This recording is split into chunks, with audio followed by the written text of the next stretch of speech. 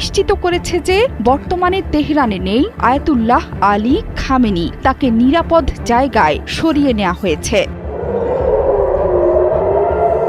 Iran যুক্তরাষ্ট্র যৌথ হামলার প্রেক্ষিতে তেল আবিব জুড়ে বেজে উঠেছে সতর্কতা সাইরেন। শনিবার সকালে তেহরানে যৌথভাবে আকস্মিক হামলা চালিয়েছে ইসরায়েলের প্রতিরক্ষা বাহিনী আইডিএফ এবং আমেরিকা। এর মধ্যে ইরানের মিসাইল আর ড্রোনের বহর থেকে বাঁচতে ইসরায়েলি নাগরিকদের সতর্ক করে নিরাপদ স্থানে যেতে বলে দিয়েছেন দেশের প্রতিরক্ষা মন্ত্রী ইসরায়েল কাটজ।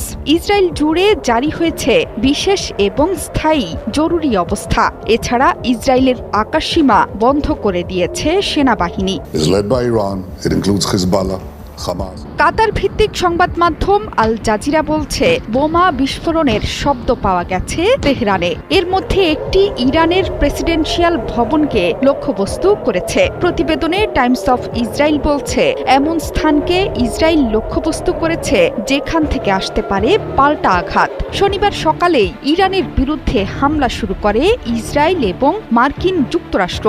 ইসরায়েলি প্রতিরক্ষা মন্ত্রী বলছেন, ইরানের বিরুদ্ধে আগাম হামলা চালিয়েছে তেল আবিব, যাতে করে রাষ্ট্রের ওপর থেকে ঝুঁকি দূর হয়। এর জেরে ইসরায়েলের বিভিন্ন স্থানে বেজে ওঠে সতর্কতা সাইরেন। মানুষকে বোমা আশ্রয় কেন্দ্রের কাছে থাকার পরামর্শ দিয়েছে প্রতিরক্ষা মন্ত্রী। সতর্কতা বার্তায় বলা হয়েছে, নিরাপত্তা পরিস্থিতির কারণে সাধারণ মানুষ যেন নিজেদের কাছাকাছি সুরক্ষিত আশ্রয় কেন্দ্রে চলে যান এবং এড়িয়ে চলেন অপ্রয়োজনীয় ভ্রমণ। এছাড়া স্কুল, জনসমাবেশ এড়িয়ে চলার নির্দেশ দেওয়া হয়েছে।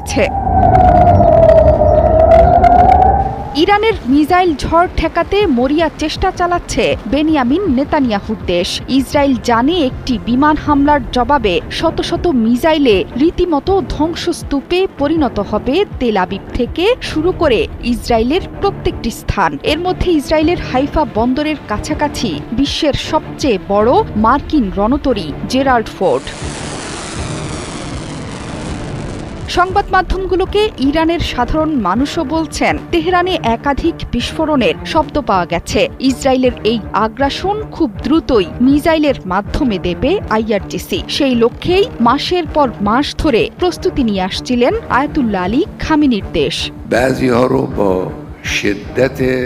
সমালোচকরা মনে করছেন, এতদিন